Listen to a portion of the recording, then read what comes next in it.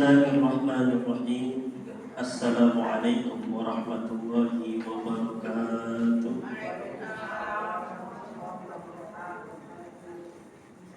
Hamdan wa syukran lillah wa ba'da salam wa ba'da hamdalah. Summa tahiyatan thayyibah wa ihtiramatan hasanah.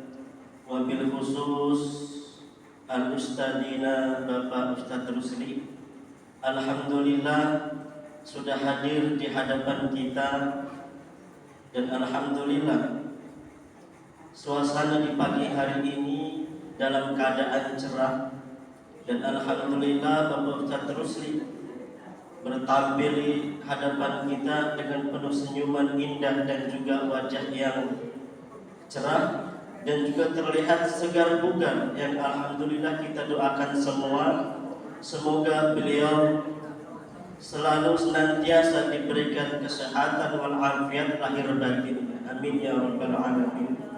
Dan juga tidak ketinggalan pula para pengurus yang senantiasa berjuang untuk memakmurkan masjid. Semoga pengurus baru dan pengurus lama mudah-mudahan diberikan kesemangatan, diberikan kesehatan, diberikan kelancaran oleh Allah Subhanahu wa Ta'ala dalam rangka memakmurkan masjid.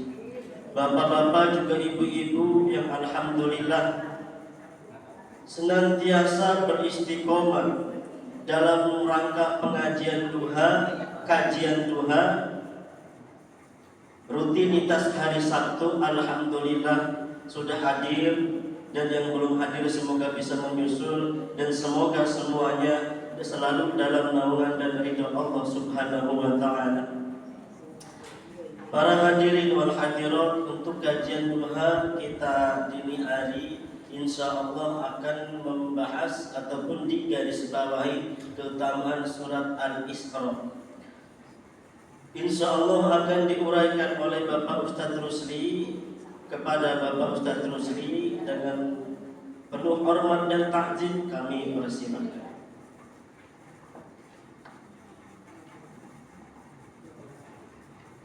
Tes. Assalamualaikum warahmatullahi wabarakatuh. Alhamdulillah wassalatu wassalamu ala Rasulillah Sayyidina Muhammad ibn Abdullah wa alihi wa sahbihi wa mawala, wa la hawla wa la quwwata illa billah. Allahumma la sahla illa ma ja'altahu sahla wa anta taj'alu sahba awil hadna idha syi'ta sahla bi rahmatika ya arhamar rahimin. Amma ba'd. Bapak-bapak, ibu-ibu, jamaah majelis taklim Masjid Nurul Hikmah yang dimuliakan, dibanggakan dan diberkahi oleh Allah Subhanahu wa Ta'ala. Alhamdulillah, puji dan syukur senantiasa harus kita panjatkan kepada Allah Subhanahu wa Ta'ala. Yang pertama telah menggerakkan hati kita, meringankan langkah kaki kita, hingga di tengah-tengah kesibukan kita, bahkan cuaca yang tidak bersahabat kepada kita, karena di bulan-bulan ini hujan turun terus-menerus sampai di sebagian wilayah dari Jakarta dan bahkan sebagian wilayah yang ada di Indonesia mengalami kebanjiran. Alhamdulillah kita masih bisa hadir di majelis ilmu yang sangat dimuliakan Allah, dicintai oleh Rasulullah, di tempat yang juga sangat dimuliakan dan diberkahi oleh Allah Subhanahu wa Ta'ala. Pada kesempatan pertemuan waktu duha ini kita akan bahas seperti biasa, karena kajian kita tematik Quran, maka kita akan bahas salah satu surat yang di dalam surat ini ada satu ayat yang bicara tentang peristiwa Isra dan Mi'raj. Meskipun kita sudah masuk bulan Sya'ban, tetapi Isra Mi'raj tetap perlu kita pahami, terutama ayat yang bicara tentang Isra yang ada dalam surat Al-Isra dan Mi'raj yang ada dalam surat An-Najm. Jadi peristiwa Isra dan Mi'raj itu dibahas dalam dua surat. Kalau pembicaraan tentang Isra, perjalanan minal Masjidil Haram ilal Masjidil Aqsa, itu dibahas dalam surat Al-Isra. Tapi perjalanan dari Masjidil Aqsa sampai ke Sidratul Muntaha itu dijelaskan, dikisahkan dalam surat An-Najm.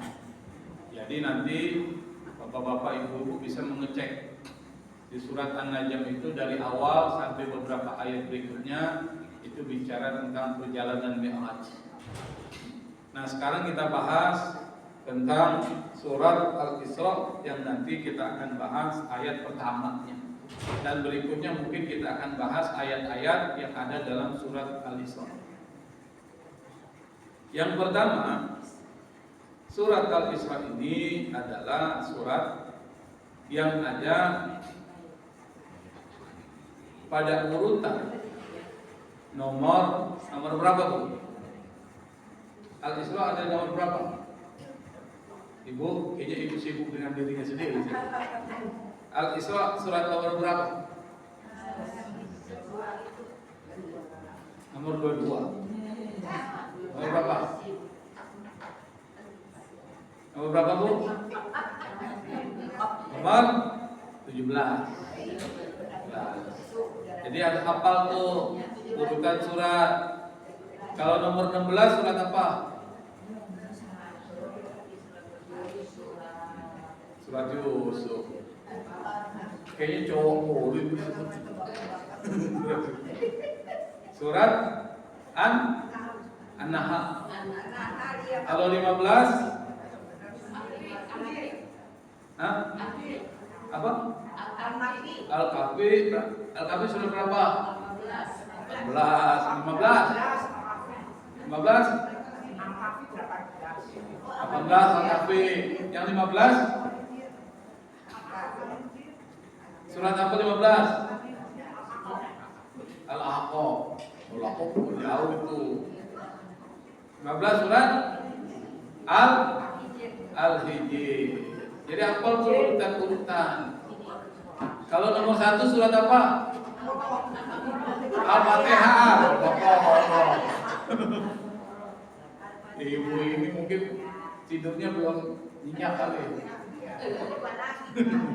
Lupa ya?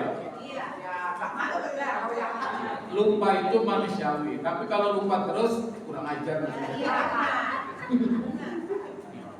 Nah, kita akan bahas surat Al-Isra. Yang pertama kita bahas itu adalah khosais, kekhasiatan, keutamaannya dulu. Karena surat ini termasuk surat yang istimewa. Yang pertama,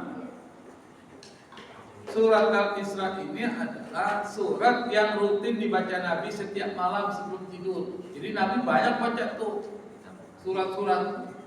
Kita udah bahas, Nabi baca surat Qul Al-Falaq, An-Nas sebelum tidur.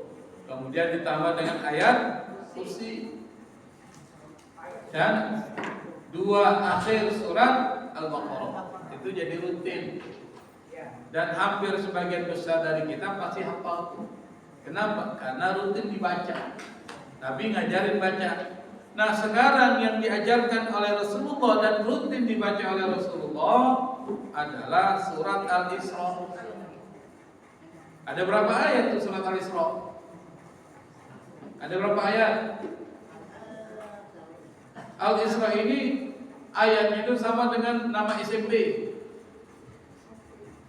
Ada SMP tuh dekat di sana tuh, Kemanggisan. SMP berapa tuh? Dekat SMA 78. 111. Nah, ayat di dalam surat Al-Isra ada 111. Jangan-jangan tuh SMP itu ngambil dari surat Al-Isra. Bisa jadi kan? Kita nggak tahu. Kenapa dinamakan 111? Kok bisa 111? Boleh jadi terinspirasi oleh surat Al-Isra yang ayatnya ada 111. Nabi rutin dibaca setiap malam sebelum tidur. Jadi ibu nih kalau mau ngikutin Nabi, salah satu yang kita bisa laksanakan untuk ittiba Rasul, ngikuti Rasulullah adalah sebelum tidur baca surat Al-Isra. Nggak panjang. Kalau ada niat dan kemauan, ibu jalan ke Bandung aja panjang minta ampun, ibu jalan juga. Kenapa? Biasanya kalau mau tidur asal mau. Boleh tambahin lagi satu. Kata Nabi atau kata Siti Aisyah ini adalah istri Rasul, istri yang paling muda, yang dikawin. Ada yang mengatakan umur 9, ada yang mengatakan umur 14, macam-macam itu pendapat. Tapi ingat, pada saat itu perkawinan muda itu adalah perkawinan biasa dalam masyarakat Arab Jahiliyah. Tapi Nabi mengawini Siti Aisyah umur 9 tahun, tapi Nabi tidak menggauli umur 9. Jadi dikawini. Kalau bahasa kita kawin masih kawin apa itu, pengantin apa? Anak-anak. Pengantin gantung. Dikawin umur sekian tapi masih di rumah masing-masing. Itu maksudnya gitu. Siti Aisyah ini dikawini oleh Rasulullah, banyak hikmahnya karena Allah yang suruh. Apa hikmahnya? Yang pertama, sebagai juru bicara Rasul nanti. Jadi Siti Aisyah ini juru bicara Rasul, yang bicara tentang fikih perempuan kepada perempuan-perempuan muslimah yang ada dalam masyarakat Arab Madinah saat itu. Karena nggak mungkin Rasul langsung ngomong, perlu ada juru bicara. Juru bicara harus cerdas, harus kuat ingatannya, hafalannya. Nah, Siti Aisyah ini termasuk orang yang cerdas, hafalannya kuat, ingatannya. Maka salah satu di antara perawi hadis yang paling banyak zaman sahabat Rasulullah itu Siti Aisyah. Jadi ada 7 nih perawi sahabat yang paling banyak meriwayatkan hadis.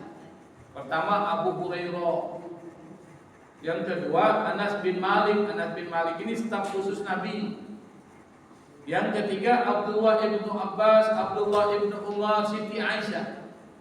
Jadi Siti Aisyah termasuk yang banyak meriwayatkan hadis dari Rasulullah, terutama yang terkait dengan persoalan-persoalan keperempuanan, terutama paling banyak. Di antara hadis yang diriwayatkan oleh Siti Aisyah adalah hadis ini,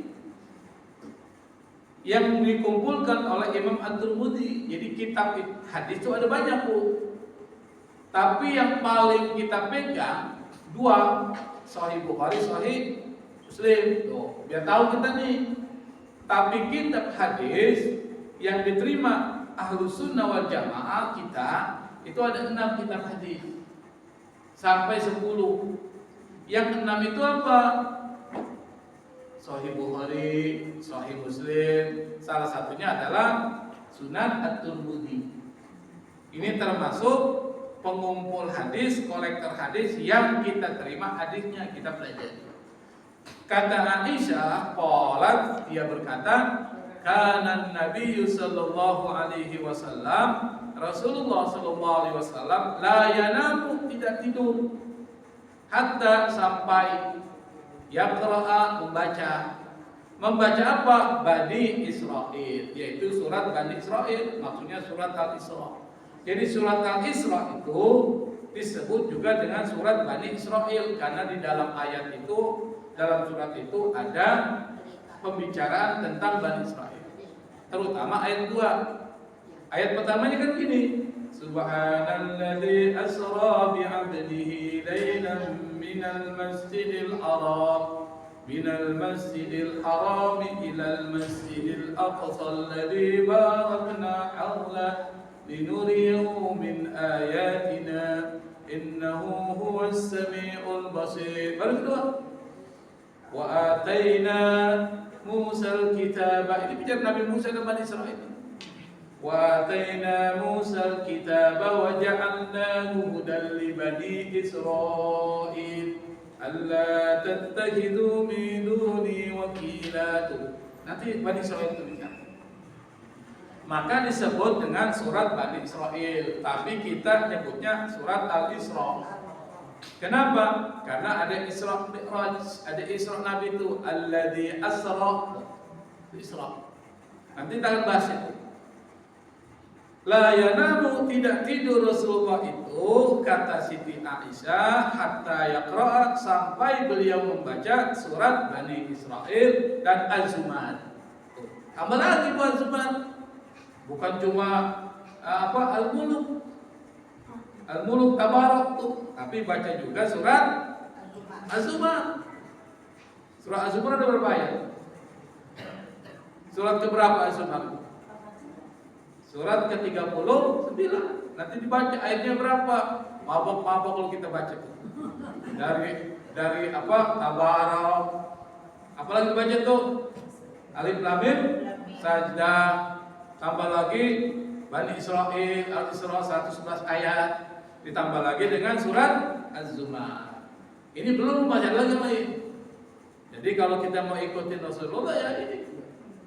Pada Rasulullah itu sudah dijamin masuk surga, tapi beliau masih mempraktekkan. Kenapa? Pertama, lita'limin nas, ngajarin orang. Ini loh jalan yang benar. Yang kedua, Rasul bersyukur kepada Allah. Kenapa? Bayangkan, ada nggak nikmat yang paling besar yang diberikan kepada manusia, yaitu nikmat petunjuk. Bahkan dijadikan sebagai Rasul yang sudah pasti masuk surga. Rasul bersyukur. Caranya apa? Dengan mengikuti apa yang diperintahkan Allah. Maka kalau ingin lihat apa isinya Quran, lihat Rasulullah. Karena Rasulullah itu hidup mengikuti keinginan Allah, bukan keinginan dirinya. Allah yang diikuti. Makanya Rasul sukses. Misalnya jadi suami, Rasul sukses. Ada enggak dari istri-istrinya itu yang minta cerai sama Rasulullah? Ada enggak? Enggak. Istrinya lebih dari 4, dan itu khusus buat Rasulullah. Kenapa? Karena Rasul mendapatkan istri bukan keinginan dia. Bukan keinginan Rasulullah. Keinginan siapa? Allah. Rasul cuma jalani. Kalau keinginan dia pasti yang dicari yang masih perawan, yang masih muda-muda, cantik-cantik kan, betul nggak bu kalau keinginan orang? Tapi yang dikawini siapa? Yang sudah tua, janda, yang masih banyak anaknya. Coba kalau saya disuruh nggak mau sih. Kenapa? Ngapain kan? Bikin susah hidup aja. Tapi Rasulullah karena Allah yang suruh, maka nggak ada istri-istri yang minta cerai. Rasul sukses sebagai suami. Sebagai seorang guru, Rasul sukses. Kenapa? Murid-muridnya itu rata-rata hebat imannya, hebat akhlaknya. Sukses. Coba kita punya murid, nakal semua, nggak sukses. Tapi Rasulullah sukses. Kenapa? Karena Rasul mengikuti apa yang diajarkan Allah. Kalau Rasulullah mengikuti keinginannya, boleh jadi surat dalam Al-Quran banyak cerita tentang keluarga Rasulullah. Boleh jadi Allah atau Rasulullah akan ciptakan surat yang isinya surat Aminah. Siapa Aminah itu? Ibunya. Kalau Rasul ikutin keinginannya kan? Tapi enggak, karena ini adalah keinginan Allah Subhanahu wa ta'ala. Maka Rasul ketika mempraktekkan ini tujuannya ngajari buat kita. Karena Rasul contoh, uswatun hasanah, contoh. Kalau Anda ingin sukses seperti Rasulullah, ikut itu. Rasul baca ini, ikut baca. Tapi kita, Allah pernah bilang sama kita, fattaqullaha mastata'tum. Bertakwalah kalian kepada Allah, maksudnya laksanakan perintahnya semampumu. Mastata'tum. Gitu. Misalnya sholat tahajud, Allah suruh wa minal laili fatahajjad bihi nafilatan lak. Di sebagian malam bangun sholat sebagai tambahan. Tetapi bagi yang mampu silakan perbanyak. Bagi yang nggak mampu cukup 2 rakaat cukup. Tuh, maksudnya gitu. Auzid alaihi warattilil Qur'ana tartil. Atau kalau dia mampu tambah. Zid tambah. Warattilil Qur'ana tartila, baca Quran malam hari setelah tahajud itu baca Quran. Kenapa? Inna nasyiatal laili hiya asyaddu wat'an wa aqwamu qila. Kata Allah, kalau Anda sholat malam baca Quran, maka itu lebih menghujam ke dalam hati kita dan lebih mantap ucapannya. Dan itu terbukti. Ibu kalau baca Quran enakan malam atau enakan siang? Malam. Apalagi habis bangun tidur. Kata tahajud itu bangun tidur tuh dalam bahasa Arab. Bangun. Habis bangun tidur, wudu, segar, sholat, habis sholat kemudian baca Quran. Itu asyaddu wat'an, lebih menghujam ke dalam hati. Wa aqwamu qila, lebih mantap ucapannya. Nah, yang kedua, surat Al-Isra ini disebut dengan Al-Mu'in. Kata Mu'in itu artinya yang membantu. Maka ada nama Allah namanya Al-Mu'in, yang Maha membantu. Allahumma a'inna ala dzikrika wa syukrika wa husni ibadatik. Dari kata a'inna nanti akan muncul kata mu'in. A'ana, yu'inu, i'ana. Mu'in orangnya. Nah, surat Al-Isra ini adalah surat Al-Mu'in. Kenapa? Karena menghibur Rasulullah. Salah satu bentuk hiburan kepada Rasulullah SAW Isra Mi'raj.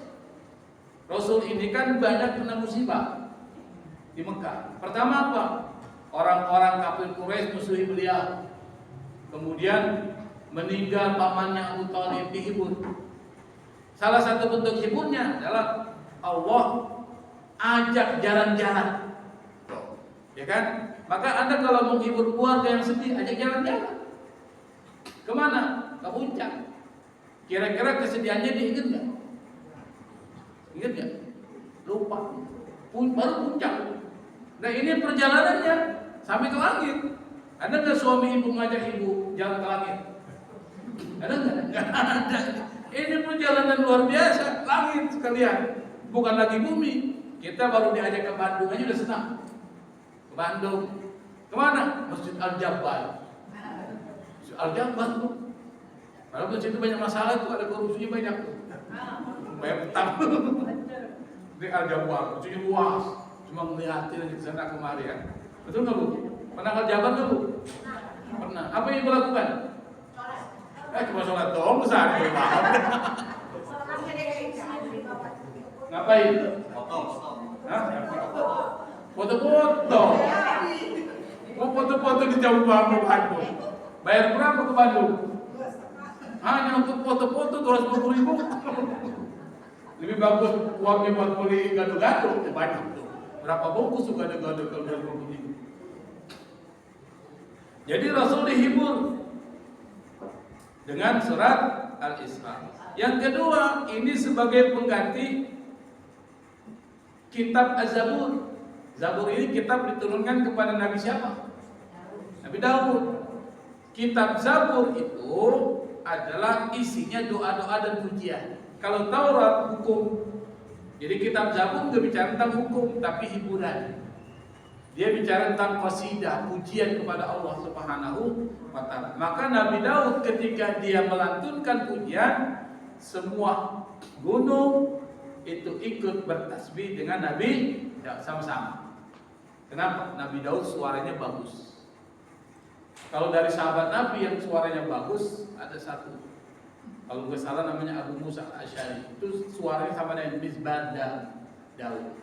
Kalau dia bersenandung, suaranya enak didengar. Kalau kita mungkin Korea Muammar, ya kan? Muammar Zeta, pernah dengar gue ya? Muammar Zeta itu kalau ngaji enak didengar. Suaranya panjang, suaranya enak didengar, lantunannya enak. Nah itu keutamaan dari surat Al-Isra. Yang berikutnya adalah dalam surat Al-Isra itu banyak ayat-ayat yang di situ disebutkan tentang pedoman dalam kehidupan kita yang penting.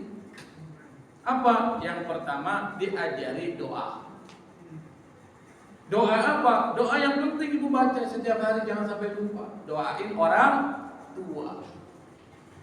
Gimana redaksinya? Allah ngajarin. Tuh. Yang pertama diajarkan oleh Allah kepada Nabi Ibrahim. Nabi Ibrahim ngajarin ke kita. Rabbana firli wali walidayya walil mu'minina yawma yaqumul hisab. Di dalam surat Ibrahim.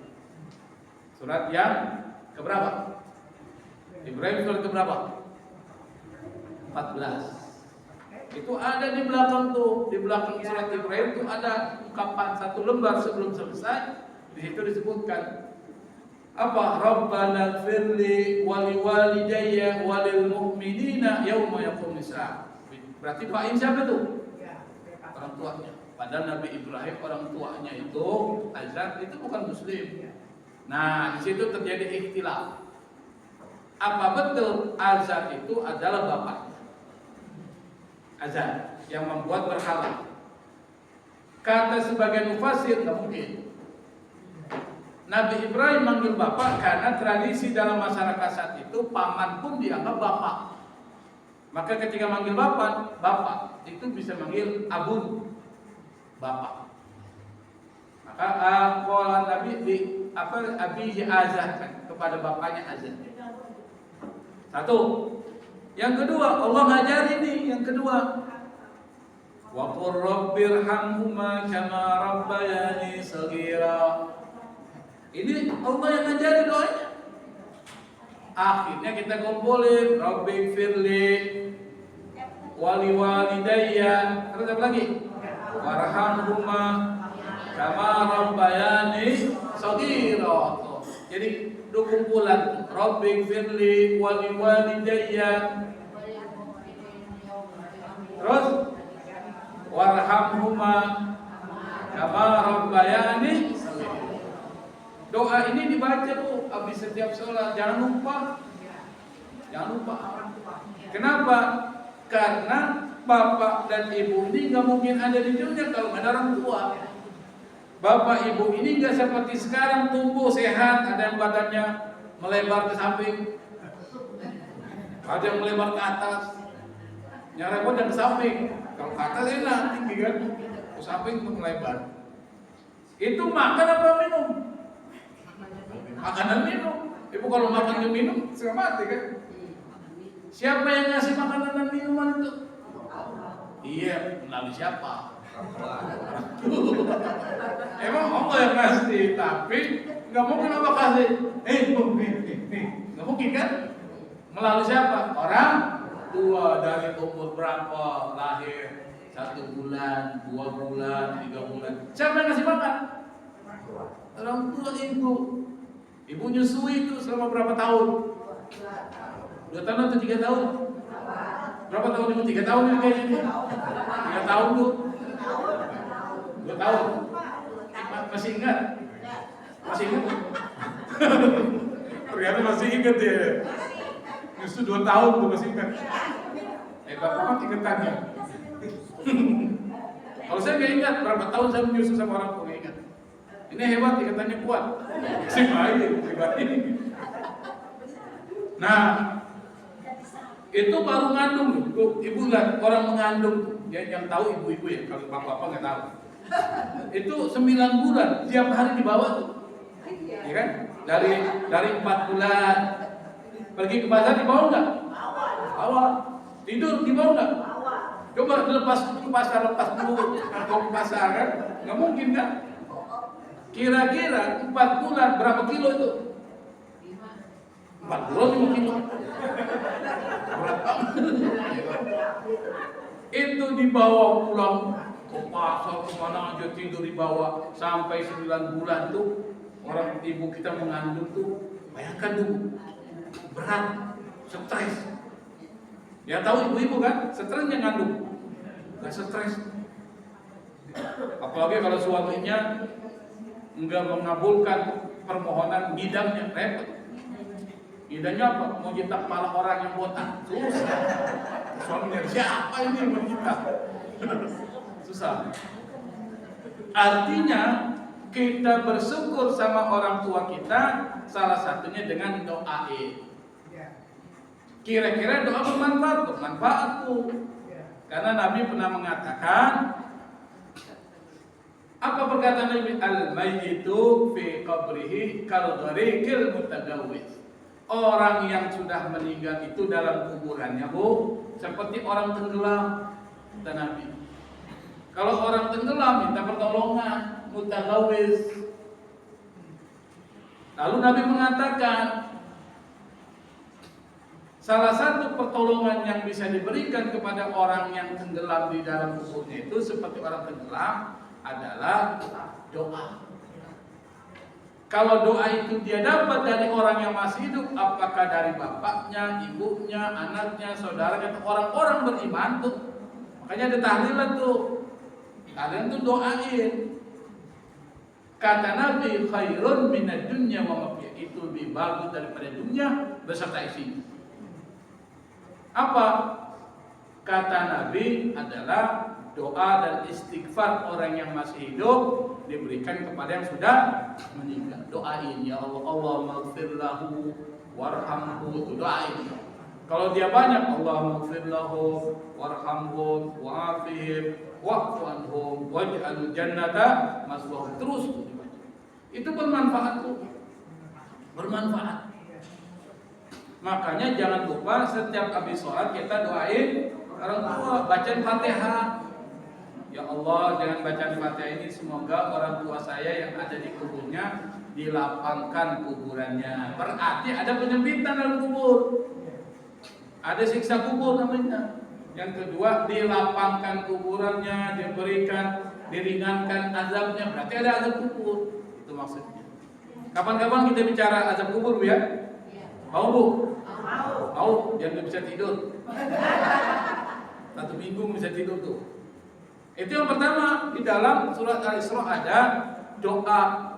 Yang kedua, dalam surat Al-Isra ada permohonan perlindungan dari gangguan jin. Nanti kita akan bahas pada kesempatan yang lain. Di dalam surat Al-Isra ada doa supaya dimudahkan urusan. Apa? Wa qur rabbi adkhilni mudkhala sidqin wa akhrijni mukhraja sidqin waj'al li min ladunka sultanan nasira. Itu ada surah Al-Isra. Apa artinya? Ya Allah, masukkan aku ke tempat yang benar, ke tempat yang baik. Keluarkan aku ke tempat yang baik. Waj'alni, dan jadikan buat aku min ladunka, dari sisimu, sultanan nasira, adalah penolong. Maksudnya apa? Supaya Anda dalam kehidupan Anda dipermudah urusan sama Allah. Baca doa ini. Rabbi adkhilni mudkhala sidqin wa akhrijni mukhraja sidqin waj'al li min ladunka sultanan nasira. Yang berikutnya, di dalam surat Al-Isra itu bisa jadi obat penawar penyakit. Wa nunazzilu minal qur'ani ma huwa shifaa'u wa rahmatun lil mu'minin. Wa nunazzil, kami turunkan, minal qur'an, dari Al-Qur'an, ma huwa shifa', ayat-ayat yang bisa mengandung obat, wa rahmah, dan kasih sayang buat orang-orang beriman. Maka ibu bisa melakukan terapi kesehatan itu dengan ayat-ayat Quran, karena Allah yang bilang. Maka muncul yang namanya ruqyah. Ya kan, Bu, ya? Ruqyah syar'iyyah. Muncul tokonya seperti Muhammad Faizal yang terkenal di YouTube tuh. Subscribernya sampai jutaan. Ngomongnya jin mulu. Yang diomongin jin 1, jin 2, jin 3. Minal jinnati tanpa nas, ya kan? Yang ngomongin jin mulu tanpa nas. Tuh. Tapi ilmunya di situ. Sampai dia ambil disertasinya juga tentang jin. Jin juga bosan dengerin. Bicaranya jin mulu kan. Oke.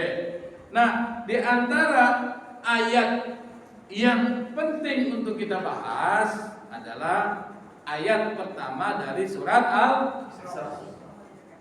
Ayat pertama yang kemudian dari ayat ini, surat ini dinamakan Al-Isra. Surat Al-Isra.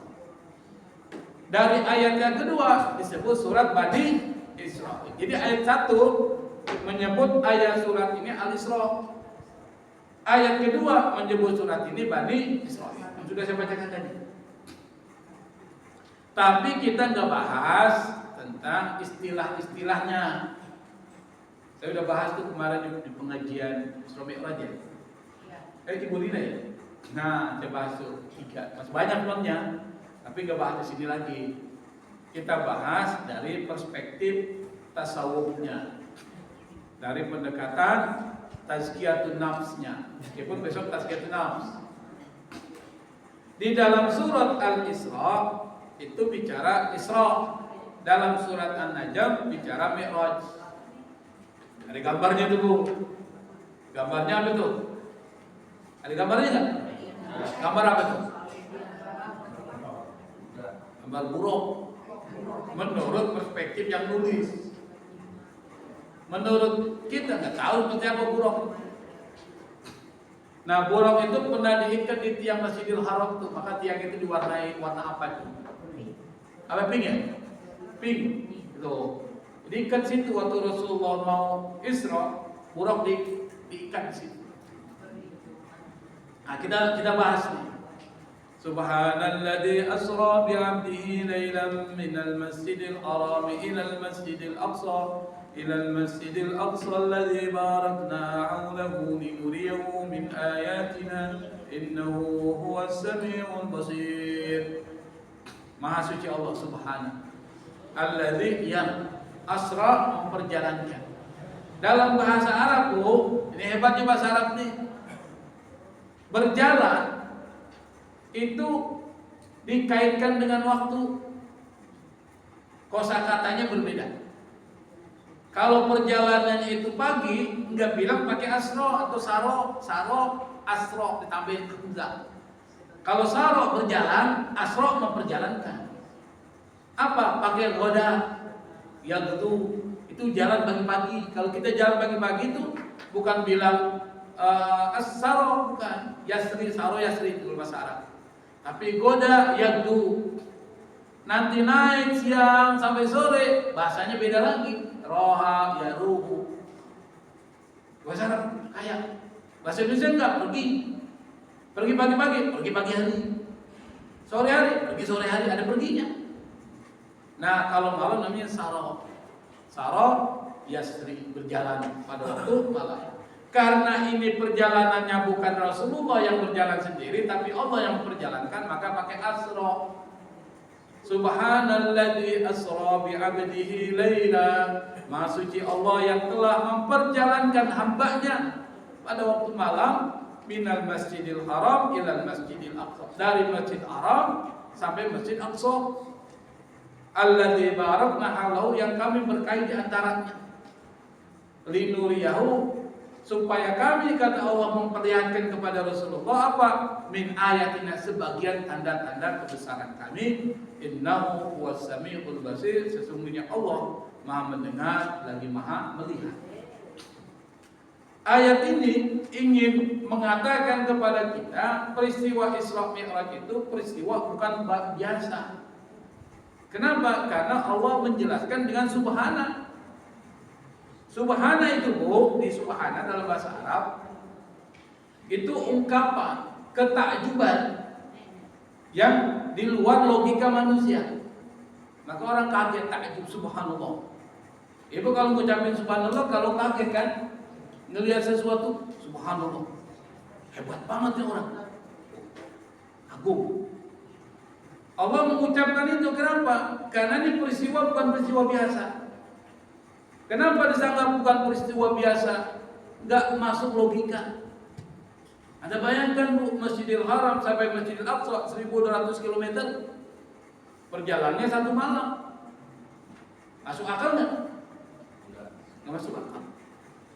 Ibu kalau dari sini mau ke Surabaya, berapa jam? Berapa jam? 9 jam. Surabaya, kalau ke Madura sampai ke Lombok, Bali 1 malam nggak mungkin. Toh, Padahal cuma berapa kilo? Ini 1.200 km satu malam. Dan perjalanannya nggak langsung, mampir-mampir dulu ke Madinah dulu, ngeliatin kota Madinah yang nanti akan tempat hijrah Rasul. Kedua pergi ke Bukit Tursina, tempat Nabi Musa menerima wahyu Allah Taurat. Bukit Tursina. Kemudian sholat di Masjidil Aqsa, tuh tempat lahirnya Nabi Isa. Di situ kemudian para nabi berkumpul ikut sholat bersama Rasulullah. Siapa menjadi imam? Rasulullah SAW. Kenapa? Semua nabi ikut Rasulullah. Karena Rasul adalah yang terakhir. Dan agama Islam itu dari zaman Nabi Adam sampai zaman Rasulullah, sampai Nabi Muhammad SAW. Itu Islam. Makanya ngikut. Nah, ini peristiwa yang luar biasa. Makanya orang Arab itu gak percaya. Kata Nabi ngumpulin, saya baru melakukan perjalanan dari Masjidil Haram di Mekah sampai ke Palestina lalu naik ke langit, gak ada percaya. Kenapa? Enggak mungkin. Karena orang Arab mengatakan dalam pikirannya Nabi berjalan sendiri. Gak mungkin. Tapi Nabi berjalan bukan sendiri, Nabi diperjalankan. Saya bikin contoh nih supaya mudah. Semut ya. Atau contoh yang lain ada nggak? Selain semut aja yang paling gampang, paling kecil. Binatang paling kecil itu kan semut. Betul nggak Bu? Semut Surabaya. Bilang sama temannya, Mut, gua ini habis dari Jakarta. Kira-kira semut Surabaya ngomong sama temannya yang juga dari Surabaya, percaya nggak? Percaya nggak Bu? Nggak percaya. Kenapa? Karena dia berpikir nggak mungkin dengan tubuh yang kecil ini bisa melakukan perjalanan sampai Jakarta. Jakarta Surabaya berapa kilo? Berapa kilo? Nggak tahu. Berapa? 800 kilo. Betul Pak? 700 kurang lagi. Betul 700? 600. Kira sampai 100 kilo. Kalau ditawar itu kenapa sampai 100 kilo? Anggap aja 600 ya. Masuk akal nggak? Semut dalam pikirannya kalau dia ngomong ini dia mau dari Jakarta. Masuk akal nggak? Enggak. Kata semut, nanti dulu cerita gua belum selesai. Lalu dia bilang, gua ini bukan jalan sendiri, tapi saya ngikut orang pergi ke Jakarta. Waktu orang itu mau ke Jakarta, saya naik ke kantongnya. Oh, Anda kan? Pergi naik pesawat, sampai di sana, saya masih di kantongnya. Orang itu nggak lama, pergi lagi ke Surabaya, urusannya selesai. Saya baru dari Jakarta. Percaya nggak sebut? Karena apa? Diperjalankan. Masuk logika nggak Bu? Ini Allah bilang Nabi Muhammad bukan jalan sendiri. Kalau jalan sendiri berdasarkan keinginan Nabi nggak mungkin, karena manusia. Tapi karena yang memperjalankan adalah yang memiliki alam semesta ini, jadi mungkin. Maka menjawabnya bukan dengan logika, tapi dengan iman. Kalau dengan logika orang-orang kafir Quraisy langsung mereka nggak percaya. Tapi Abu Bakar As-Siddiq radhiyallahu anhu dia langsung percaya. Kenapa? Karena dia iman sama Rasul. Percaya apapun yang diucapkan Rasulullah, dia percaya 100%. Maka Abu Bakar dapat gelar namanya As-Siddiq, yang membenarkan langsung tanpa perlu adanya bukti. Kenapa? Rasulullah sendiri udah jadi bukti. Di mana buktinya? Rasul nggak pernah bohong. Tuh, dari lahir sampai besar sampai Nabi, Rasul nggak pernah bohong. Maka orang-orang Arab percaya sama Muhammad. Kenapa? Sebelum beliau jadi Rasul, Nabi Muhammad dapat gelar Al-Amin, orang yang terpercaya nggak pernah bohong. Makanya sebelum dia kumpulin dia bilang, percaya nggak kalian? Kata Nabi, kalau saya mengatakan di balik bukit sana ada musuh yang akan menyerang kalian. Apa kata orang Arab Quraisy? Kami percaya ya Muhammad, kamu nggak pernah bohong. Tapi Rasul bilang, saya ingin cerita kepada kalian, baru melakukan perjalanan dari masjid dari Mekah ke Palestina naik ke atas, lalu pada semuanya minggir. Kenapa? Logikanya bermain. Ini soal iman, bukan soal logika. Nah, yang menarik Bu, di dalam ayat ini ada dua hal yang kita akan bahas. Saya nggak bahas semuanya. Apa? Kata Isra itu perjalanan yang terkait dengan nuansa bumi. Dari Mekah ke Palestina, itu masih di bumi atau di langit? Bumi.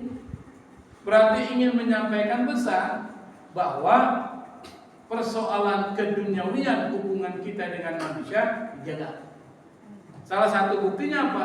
Pada saat Rasulullah berada di Masjidil Aqsa, itu para nabi berkumpul di belakang Rasulullah, jadi makmum Nabi sholat.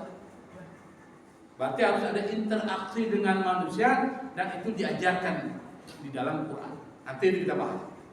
Yang kedua, Mi'raj. Mi'raj itu perjalanan langit, berarti ke Allah. Perjalanan langit ke Allah artinya apa? Terkait dengan ibadah. Yang tadi muamalah, ini ibadah. Nanti bahasa dalam Al-Quran namanya hablum minallah, hablum minannas. Isra itu adalah simbol dari hablum minannas, hubungan dengan manusia dijaga. Sementara Mi'raj itu menggambarkan hubungan dengan Allah, namanya hablum minallah. Bisa dipahami nggak Bu?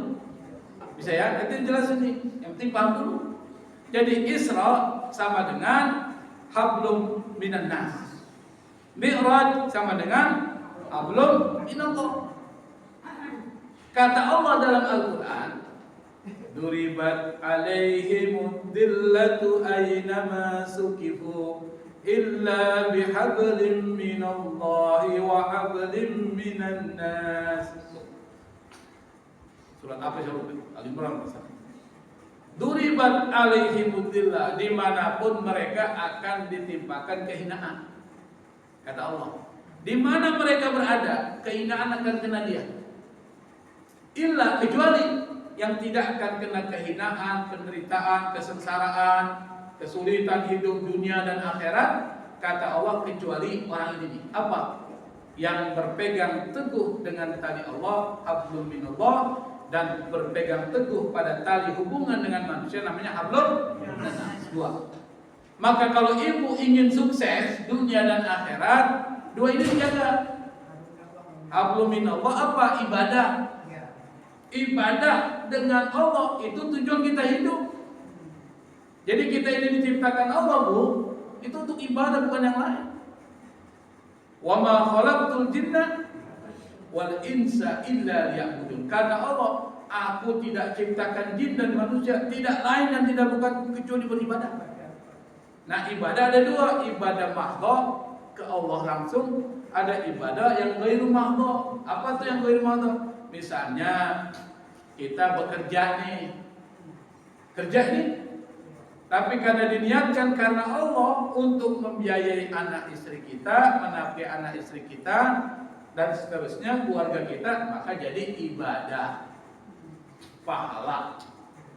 Jadi orang nyari duit Bu dari pagi sampai sore hari, itu kata Nabi, kalau sore hari dia istirahat karena lelah mencari uang, kana maghfuran atau amsa maghfuran, maka semua dosa-dosanya diampuni Allah Subhanahu wa taala.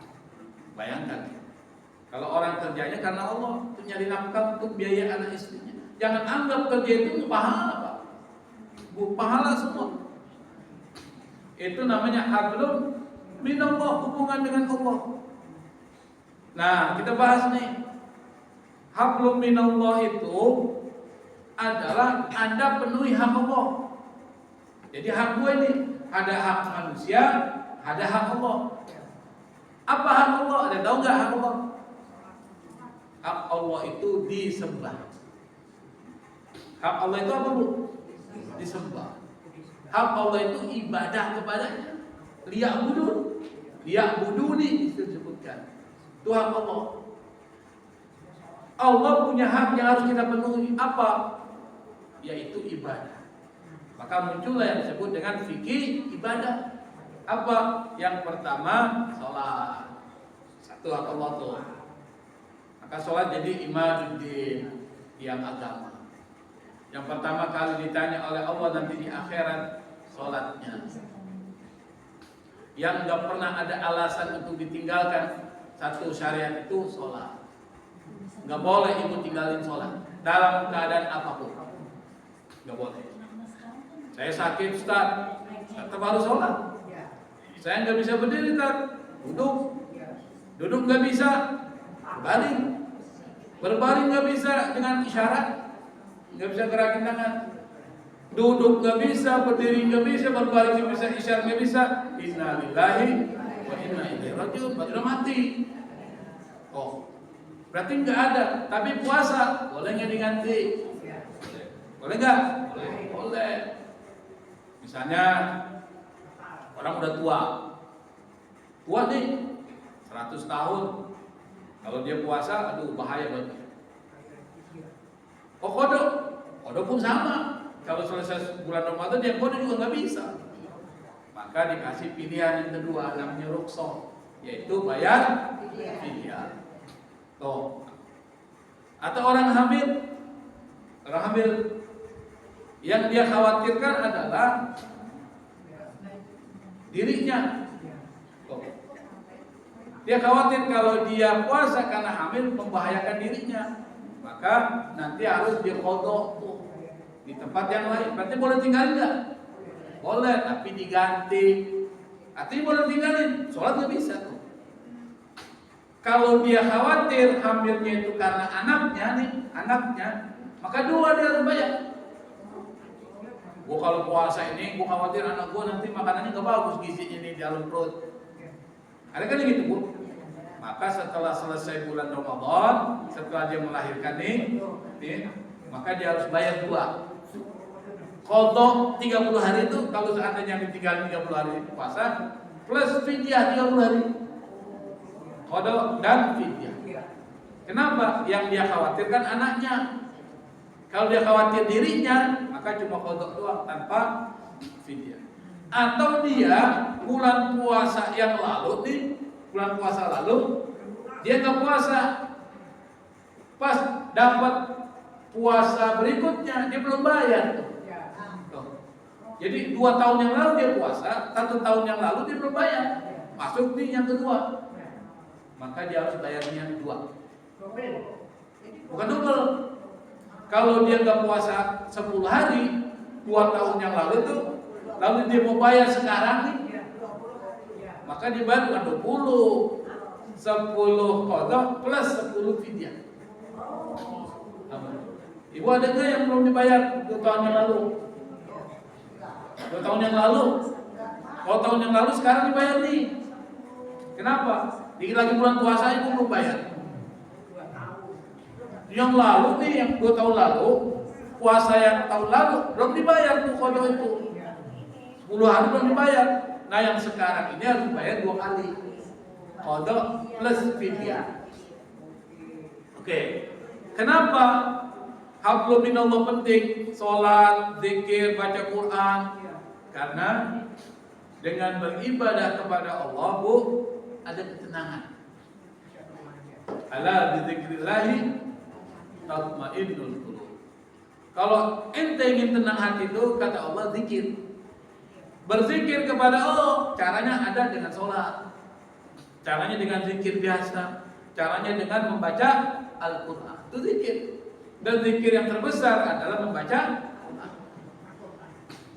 Itu diajarkan di dalam Isra Mi'raj juga pada waktu malam. Pada waktu malam Isra Mi'raj maksudnya apa? Ente hidupkan waktu malam itu dengan yang bermanfaat apa?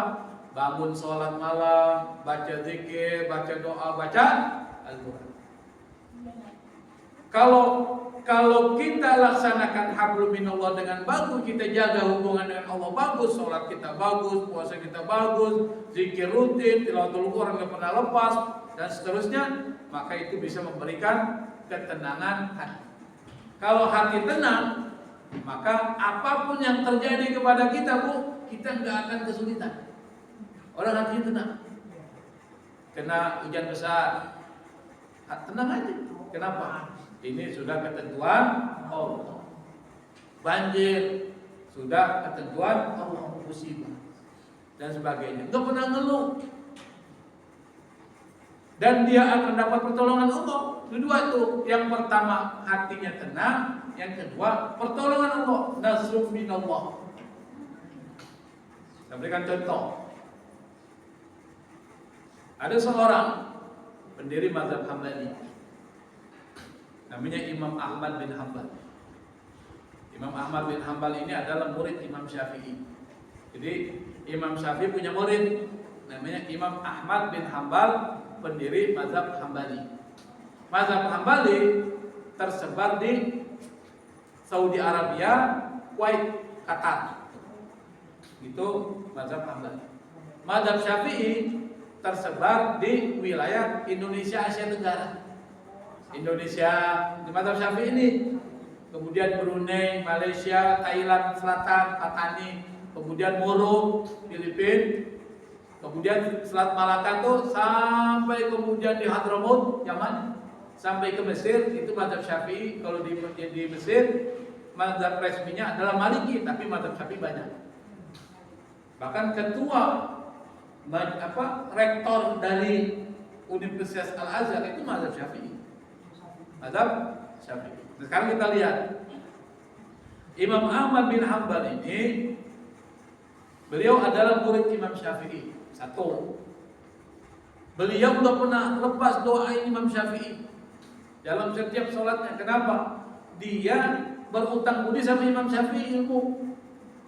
Jadi Imam Syafi'i itu banyak ngajarin ke Imam Ahmad. Maka selama puluhan tahun Imam Ahmad itu nggak pernah lepas doain Imam Syafi'i dalam setelah selesai sholat. Itu baru muridku. Jangan kayak murid sekarang, gurunya diceritain terus. Goblok, yang guru gua goblok banget. Gurunya bilang goblok. Diceritain yang jelek aja. Meskipun kita nggak setuju sama guru, nggak usah diceritain, nggak usah disebarin keburukan. Kenapa? Guru juga manusia. Hebat ibu ini. Yang 2 tahun menyusu diingatkan. Guru juga manusia. Karena ada lagunya juga kalau begitu. Yang dinyanyikan oleh rocker tuh. Rocker juga manusia. Apa gitu? Apa ingat nggak Pak? Candil. Ingat kan? Mau lupa lagunya. Candil Pak. Siapa? Candil. Candil tuh. Candil. Rocker juga manusia. Ustadz juga manusia. Jangan anggap ustadz itu semuanya hebat. Wah, ustadz nggak pernah salah. Ya juga.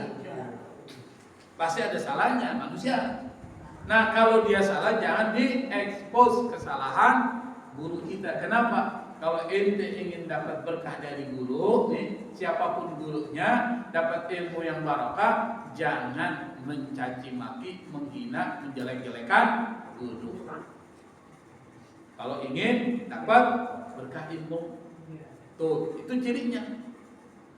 Termasuk Imam Ahmad bin Hanbal luar biasa. Satu ketika dia pernah beda pendapat sama penguasa. Saat itu di kekuasaan Abbasiyah. Berarti Imam Ahmad bin Hanbal itu tinggal di kekuasaan dinasti Abbasiyah sama dengan Imam Syafi'i. Dinasti Abbasiyah saat itu ada 3 khalifah. Dari Khalifah Al-Ma'mun, Harun Ar-Rasyid sampai terusnya, itu punya ideologinya beda. Mazhabnya namanya Mu'tazilah. Kalau kita kan Ahlussunnah wal Jamaah. Imam Ahmad Ahlussunnah wal Jamaah seperti Imam Syafi'i. Beda tuh. Kekuasaan punya ideologi beda. Yang namanya kekuasaan semuanya harus sama. Kayak kita kan ideologi Pancasila. Betul nggak Pak? Semuanya harus Pancasila. Teman, sampai saya waktu mau jadi pegawai negeri Bu, tahun 99 saya pegawai negeri di tes. Namanya screening. Dilihat terpapar PKI mau enggak? Yang gitu belum terpapar PKI. Diperiksa itu dan diuji Pancasilanya. Ada pegawai negeri enggak sih? Ada. Papa ya? Dulu pernah di PNS. Iya, pernah diuji itu kan? Ya. Apa lulusnya itu Pancasilanya? Tuh. Saya ingat tuh, karena semuanya harus zamannya Soeharto. Harus ideologi Pancasila waktu itu. Sama di zaman Abbasiyah harus ikut ideologi Mu'tazilah. Semuanya kalau nggak ikut disiksa, penjara. Bayangkan tuh. Nah, salah satunya ideologinya adalah Al-Quran itu makhluk. Sementara Ahlussunnah wal Jamaah, Asy'ari, Maturidi dan seterusnya itu mengatakan Quran itu bukan makhluk, Quran itu adalah qadim. Maksudnya qadim apa? Quran itu udah ada, dia bukan dicipta. Digambarkan seperti matahari dan sinar matahari. Ibu tahu matahari kan? Pada saat ada matahari ada sinarnya enggak? Kapan kita mengatakan sinar matahari itu ada? Itu melekat dengan matahari itu sendiri, sama. Al-Quran melekat dengan Allah. Karena Al-Quran kalamullah, perkataan Allah. Perkataan Allah melekat dengan Allah. Allah itu qadim, udah ada sebelum yang lain ada, dan tidak ada awal dan tidak ada akhir. Itu kalau belajar tauhid. Maka Al-Quran itu qadim. Karena dia qadim maka dia suci. Firman Allah. Karena dia suci maka nggak bisa disentuh oleh jin di Lauhul Mahfuz. Karena dia suci maka di dunia itu bagi orang-orang yang mau menyentuh Quran, mushafnya harus pakai wudu. Ngerti nggak maksudnya, Bu? Itu konsekuensi hukumnya. Kata Mu'tazilah enggak, Al-Quran itu makhluk, dia dicipta. Kalau dia dicipta berarti nggak suci. Dibakar juga ada masalah. Oh, maksudnya begitu. Nah, Ahmad bin Hanbal beda. Dia disuruh dipaksa untuk mengikuti mazhab Mu'tazilah oleh penguasa Abbasiyah. Ahmad bin Hanbal no, say no to Mu'tazilah tuh. Sama dengan partai apa tuh? Say no to apa tuh? Korupsi. Tadi korupsi. Dia bilang katakan tidak terhadap korupsi, yang ngomong oleh yang korupsi. Kan begitu, Bu. Dulu ditangkap tuh. Siapa ditangkap? Artis. Siapa artinya, Bu? Sekarang udah tobat ya. Ngapalin Quran. Angelina. Bagus dia. Kalau nggak di penjara dia nggak ngapal Quran. Bagus di penjara. Biar dia ngapal. Sekarang jadi orang baik, jadi orang soleh. Hikmahnya di situ. Kenapa? Dia cerdas. Dia belajar mengambil pelajaran dari apa yang menimpa dia. Harusnya begitu, Bu. Kalau kita misalnya dihukum harus ingat, oh berarti saya nggak boleh ngelakuin ini, jangan lagi seperti itu. Itu baru. Ahmad bin Hanbal tuh, ketika dia nolak dan dia teguh dengan penolakannya itu, di penjara, Bu. Khalifah 1, Khalifah yang kedua disuruh lagi menarik ucapannya, nggak mau, tetap penjara. Jadi 3 penguasa di penjara. Bayangin, 3 presiden, 3 periode di penjara. Habis di penjara, dia disiksa. Bukan cuma di penjara, ditaruh di kurungan langsung dikasih makan, disiksa, dicambuk. Kalau dicambuk pasti, ya kalau gue beda pendapat udah ikut pendapat penguasa lah yang penting keluar. Kan gitu kan? Dia enggak, bertahan. Nah, di dalam penjara apa yang dia lakukan? Dia mendekatkan diri kepada Allah Subhanahu wa ta'ala. Maksudnya ibadah. Ibadahnya diperkuat. Apa? Salat malam. Yang dulu mungkin berapa rakaat, karena nggak ada kerjaan di dalam penjara kan? Tambah. Kedua, baca Quran banyak. Zikir. Karena nggak ada kerjaan di penjara, mau ngapain? Mau ngapain di penjara? Mau ke Bogor nggak bisa. Mau ke Bandung apalagi? Mau foto-foto Masjid Al-Jabar juga nggak bisa. Di penjara. Ini kan Al-Jabar semua yang bisa lihat. Nah, akhirnya dia mendekatkan diri kepada Allah Subhanahu wa ta'ala sampai apapun yang menimpa kepada Imam Ahmad bin Hanbal, dia bilang biasa aja. Tentu. Sampai ada orang nanya, ya Ahmad, kenapa engkau menghadapi persoalan seperti ini? Biasa aja, tenang aja. Apa kata Imam Ahmad bin Hanbal? Ketika orang mendekatkan diri kepada Allah Subhanahu wa ta'ala, maka dia akan mendapatkan pertolongan dari Allah Subhanahu wa ta'ala. Para nabi gitu. Maka ibu nih, kalau ada persoalan, ngadu sama Allah. Jangan ngadu sama orang, cerita sama tetangga. Karena tetangganya bilang, gua aja begini, lu cerita sama gua. Gua aja banyak utang, lu cerita utang juga. sama aja nggak ada solusi. Bilang sama tetangga, gua ini ada utang 20 juta, lu punya duit nggak? Apa dia bilang, gua aja ada utang belum gua bayar.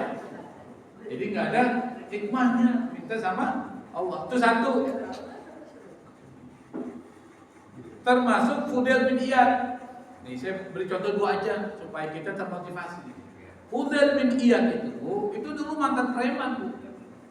Wow, kalau bicara preman sekarang, siapa preman yang paling kejam di sini? Di Indonesia, ada nggak?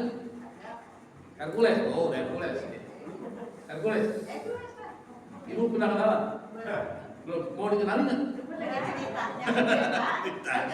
Hercules ya, anggap aja Hercules lah. Kan biasanya begitu kan? Fudail bin Iyad dia lebih hebat lagi. Bunuh orang biasa, mabok-mabok jam malam, main perempuan apalagi. Fudail bin Iyad. Tiba-tiba ketika habis dari, kalau kita bilang sekarang kayak klub malam lah, mabok-mabokan, ya kan? Pulang dia, dia dengar ada seorang perempuan baca Quran. Baca Quran. Karena dia kan ngerti bahasa Arab juga kan? Orang Arab kan ngerti bahasa Arab nggak? Ngerti nggak? Coba kalau yang baca Quran, yang dengerin kita biasa aja kan? Tapi karena dia ngerti bahasa Arab, dia tahu artinya itu. Apa yang dibaca surah Al-Hadid? Alam ya'ni lilladzina amanu an takhsha'a qulubuhum li dzikrillah wa ma nazala minal haqq, dan seterusnya. Ayat itu Bu, kalau kita paham artinya, alam ya'ni lilladzina amanu, belumkah datang buat orang-orang beriman an takhsha'a qulubuhum li dzikrillah, hatinya itu tunduk kepada Allah, ingat Allah.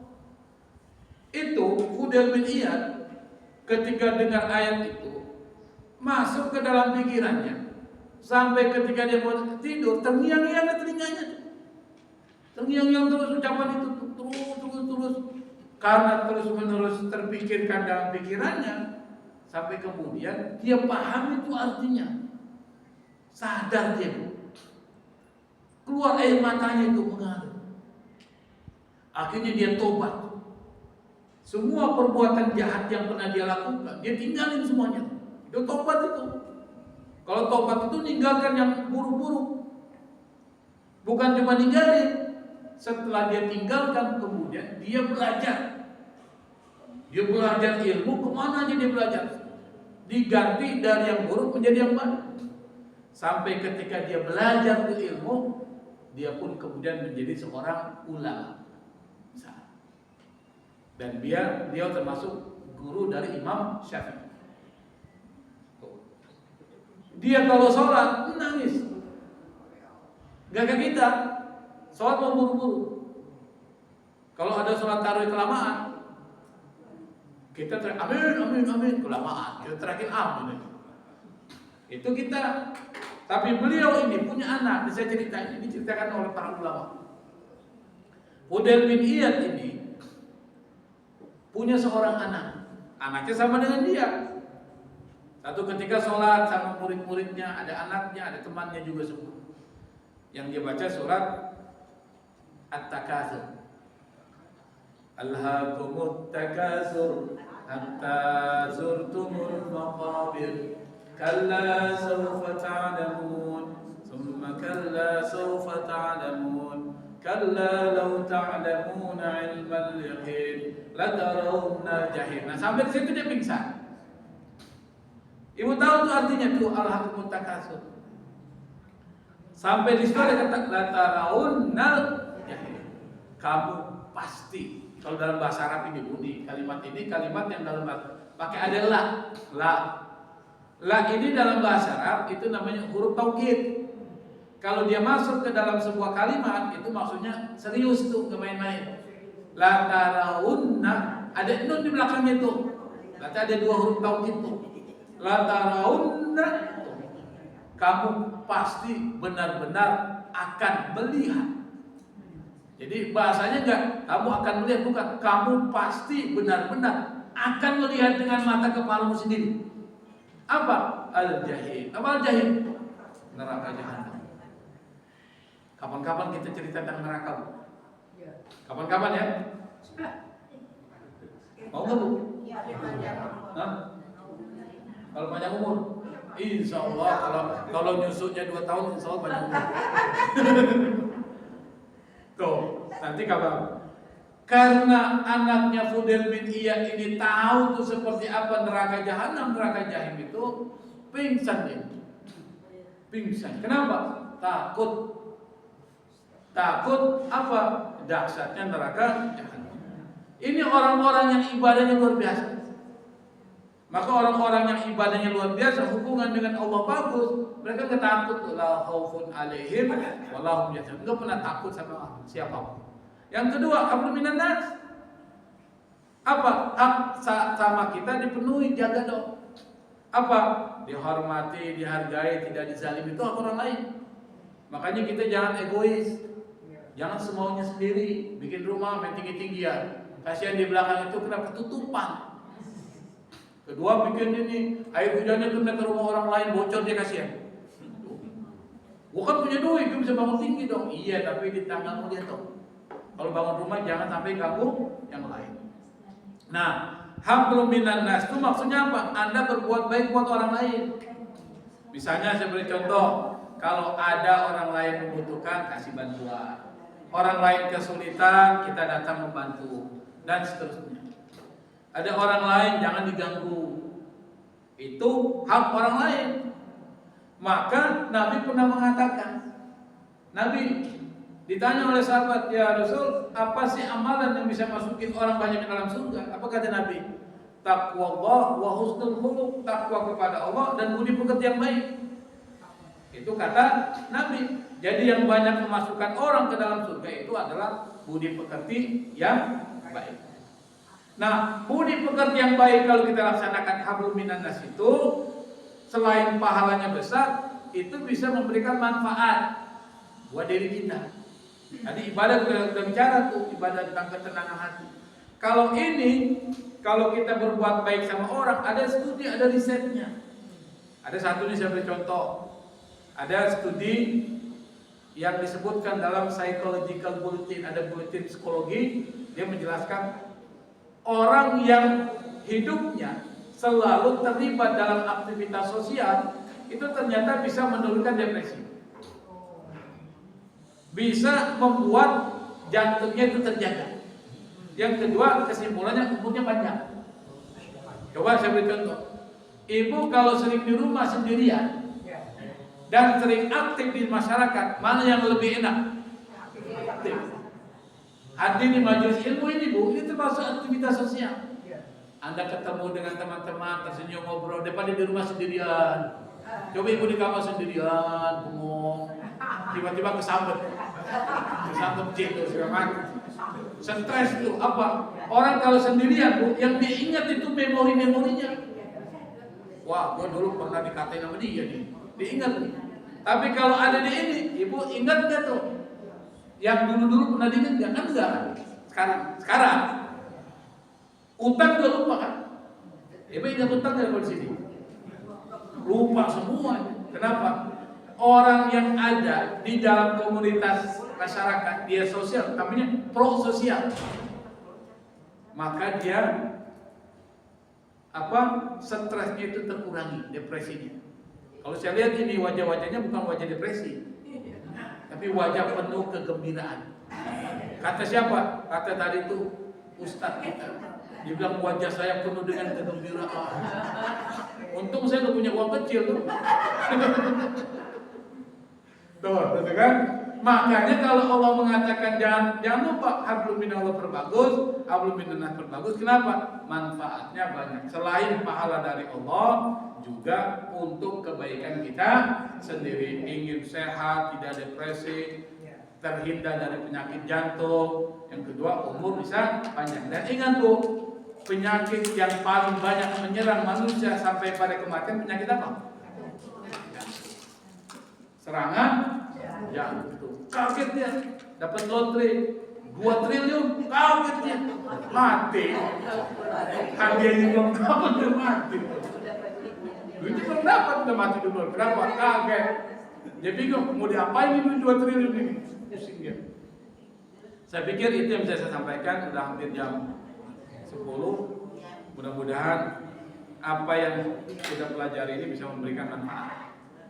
Semakin baik hidup kita, semakin banyak persiapan kita untuk pulang kepada Allah Subhanahu wa taala. Wassalamualaikum warahmatullahi wabarakatuh.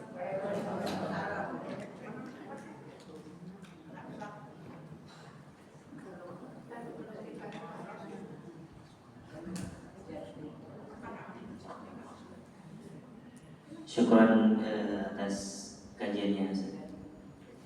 Baik, selanjutnya kita buka sesi tanya jawab. Ada yang mau bertanya? 1, 2. Berapa pertanyaan, Ustaz? Sampai jam 10 ya? Lewat dikit lah.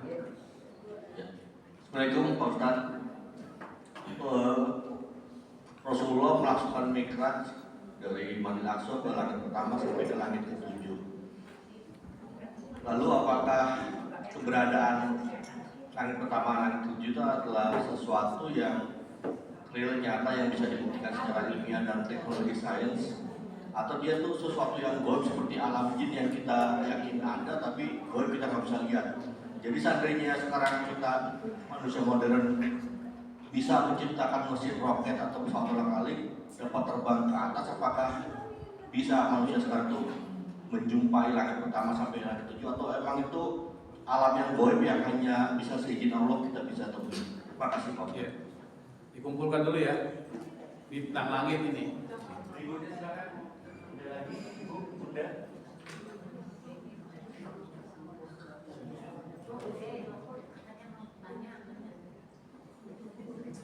Assalamualaikum warahmatullahi wabarakatuh. Salam. Ustaz, surat Al-Isra itu sebaiknya memang harus dibaca tiap hari. Bang, ini pertanyaan atau? Setiap hari boleh. Kalau ikut Rasul setiap hari sebelum tidur. Tiap hari. Ya. Oh cuma itu doang. Ada yang lain silakan. Bunda. Dua dulu ya, silakan. Yang pertama mungkin terkait dengan pertanyaan Ibu dulu ya. Meskipun sudah saya jawab ya. Pertama, kenapa surat Al-Isra ini sesuatu yang spesial ya? Pertama karena Rasulullah yang menyampaikan. Rasulullah seperti kata Siti Aisyah, beliau ini rutin. Jadi rutin sebelum tidur yang dia baca salah satunya surat Al-Isra. Selain surat-surat lain ya, ada surat Tabarok. Kalau surat Tabarok, surat Al-Muluk itu kan kita baca tujuannya adalah untuk supaya terhindar dari siksa kubur. Siksa kubur tuh. Jadi kalau orang ingin terhindar dari siksa kubur, kata Nabi banyak membaca surat apa? Al-Muluk, bukan Al-Isra. Surat Al-Muluk. Nabi juga selain membaca surat Tabarok juga baca surat Al-Isra dan Az-Zumar. Oh, karena ini hadis diriwayatkan oleh Siti Aisyah. Surat Al-Isra yang kita bahas itu dibaca rutin oleh Nabi. Kenapa? Surat Al-Isra ini seperti Zabur, penghibur Rasulullah. Maka Isra Mi'raj bagian dari hiburan kepada Rasulullah secara fisik. Tapi secara non fisik adalah bacaan-bacaan Isra yang di dalamnya itu sebagai pengganti Zabur. Apa itu Zabur? Zabur itu pujian kepada Allah. Kalau orang membaca Zabur itu seperti Nabi Daud menyenandungkan Zabur, itu pujian qasidah kepada Allah Subhanahu wa taala yang itu menanamkan hiburan dalam diri. Maka Rasul baca. Tapi ingat, kalau Rasulullah merutinkan baca, kalau kita ingin ittiba'ur Rasul, kita mengaku cinta kepada Rasul, maka yang sunnah-sunnah dari Rasul kita ikuti. Tapi tidak semuanya bisa kita laksanakan. Kenapa? Kadang-kala bisa memberatkan kita. Maka kita membaca semampunya. Mampunya aja kalau memang kita bisa baca. Kalau yang paling rutin dibaca oleh Rasulullah itu tadi Qul Al-Falaq. Itu mampu kita baca. Mampu, itu aja dibaca. Ya kan? Kemudian kalau bisa baca lagi tabarak tuh. Berapa ayat? 30 ayat. Orang kalau yang nyusunya 2 tahun ingatannya kuat. 30 ayat. 30 ayat kalau paling 5 menit selesai. Tapi kalau bacanya terbata-bata ya bisa 20 menit. Kalau bacanya cepat ya 10 menit lah atau 5 menit. Itu kan cuma berapa lembar. 30 ayat kalau nggak salah sekitar 3 halaman. 3 halaman selesai. Nah, terkait dengan persoalan informasi terkait dengan persoalan langit, ada 7 lapis, as-samawat wal ard. Di sini menggunakan, kalau bumi itu menggunakan mufrad, singular atau kalimat tunggal. Kalau ard, meskipun ada kata aradin, tapi kalau langit biasanya jarang pakai as-sama. Biasanya as-samawat. As-samawat itu jamak dari as-sama. As-sama itu langit. Jamaknya as-samawat. Khalaqas samawati wal ardh. Allah menciptakan langit dan bumi satu. Yang dimaksud al-ardh ini yang kita pijak. Tuh. Yang kita pijak 1 atau 2? 1 nih, sama. Maka menggunakan ardh. Tapi as-samawat berarti ada banyak. Nah, yang kemudian disebutkan ada lapisan. Kalau bahasa sainsnya itu ada lapisan-lapisan. Tapi bahasa kita di dalam agama ada langit 1, langit 2, langit 3. Langit 1 di mana? Ini langit yang kita lihat. Ini namanya langit dunia. Langit dunia ini adalah langit pertama yang Al-Quran sekaligus diturunkan Allah itu pada malam Lailatul Qadar. Itu di langit pertama. Pertanyaannya, apakah langit 1 sampai langit 7 itu kiasan, simbolik, atau dia real? Nah, para ulama ada ikhtilaf. Ada perbedaan pendapat. Ada yang mengatakan itu real. Benar-benar langit yang punya lapisan. Cuma kalau tanya gimana lapisannya, saya nggak bisa jawab, saya belum pernah. Saya belum pernah ke langit. Jadi bisa jawab lapisannya gimana. Tapi informasi dari Quran mengatakan, terutama bicara Isra dan Mi'raj, itu langit dalam bentuk fisik, lapisannya fisik. Kenapa? Karena Rasulullah ketemu dengan para nabi di situ, langit 1, langit 2, langit 3 sampai langit 7. Langit 2 ketemu dengan Nabi siapa? Nabi Isa. Nabi Isa ketemu sampai ke langit 7 nanti ketemu Nabi Ibrahim. Nabi Ibrahim di langit 7. Dan langit 1, 2, 3, 2. Berarti yang dimaksud dengan 7 langit ini adalah lapisan-lapisan ciptaan Allah. Lapisan yang pertama yang kita lihat itu. Cuma nggak tahu kapan ujungnya tuh, kita lihat di atas tuh. Itu langit. Yang kalau seandainya ada atmosfer tuh, kalau ada meteor, kenapa bumi nggak hancur dengan meteor yang besar? Karena udah hancur pada saat ketika dia di lapisan itu. Itu sains. Nah, kalau ingin tahu lagi tanya guru sains tentang astronomi itu, ya kan? Ada yang guru sini? Ada. Tanya. Nanti tanya sama ibu itu tentang sainsnya itu. Itu yang pertama ya. Yang kedua, ada ulama tafsir. Ini kan bicara tafsir nih.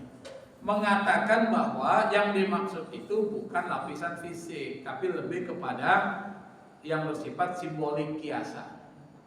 Ada 7 lapis, maksudnya adalah tingkatan penciptaan. 1. Level spiritual, kosmik level alam itu. Jadi bukan dalam pengertian lapisan seperti kita bangun rumah di lapisan itu, di tingkat 1, tingkat 2. Ini kan namanya fisik nih. Ini ada berapa tingkat nih? 2. Berarti ini tingkat 2. Ini berarti langit 1 nih. Ini langit-langit. Kita belum langit-langit nih. Langit-langit. Maksudnya apa? Ini membatasi. Tapi kata para ulama tafsir lain, misalnya siapa? Terutama yang filosof. Misalnya Fakhruddin Ar-Razi itu punya kitab tafsir namanya Mafatihul Ghaib. Saya paling suka baca kitab tafsir itu. Kitab tafsir Mafatihul Ghaib Imam Fakhruddin Ar-Razi. Dia adalah orang ahli tafsir, ahli kalam juga. Yang kedua seperti Ibnu Sina. Tahu Ibnu Sina? Filosof Muslim itu rata-rata mengatakan bukan lapisan fisik, tapi dia simbolik, kiasan. Dan juga termasuk seorang ulama tafsir dari Mesir namanya Mustafa Al-Barawi, tafsirnya Al-Barawi. Itu mengatakan lapisan bersifat kiasan. Jadi ada dua pendapat, Bapak mau ambil yang mana silakan. Tapi saya pada pendapat yang pertama ya. Kenapa? Karena Rasul menceritakan Isra Mi'raj dari langit 1 sampai berikutnya bertemu dengan nabi-nabi. Berarti di situ ada tingkatan. Seperti yang bercontoh, di lantai 1 saya ketemu dengan Pak Najib, lantai kedua saya ketemu sama si A, kan? Berarti fisik kan? Berarti ada lapisan tuh. Ngerti nggak maksudnya? Tapi kalau pakai kiasan bingung kita mau bilang. Bingung. Karena Rasulullah mengatakan bertemu. Kalau bertemu dengan seseorang berarti ada tempatnya. Betul nggak? Misalnya saya bertemu dia di langit kedua, berarti ada tempatnya nggak? Ada. Bertemu di langit ketiga, ada tempatnya nggak? Ada. Kalau nggak ada tempatnya bingung kita membayangkannya susah. Saya bertemu dengan dia di alam gaib tingkat kedua, pusing nggak? Maksudnya gimana? Kalau ini kan jelas lantai 1, lantai 2, lantai 3, ketemu di lantai 4 ya kita. Janjian nih. Ketemu di mana? Hotel Sultan misalnya. Lantai berapa? Lantai 7. Ada tempatnya. Coba kalau lantai 7 kiasan, lantai 7 dalam mana kiasan? Kita ketemu di mana? Pusing gitu. Bisa dipahami Pak ya? Masih lagi yang lain terakhir? Ada satu lagi. Cukup ya? Kalau udah umur 70 tahun capek dunia. Kita selesaikan, silakan Pak Najib itu.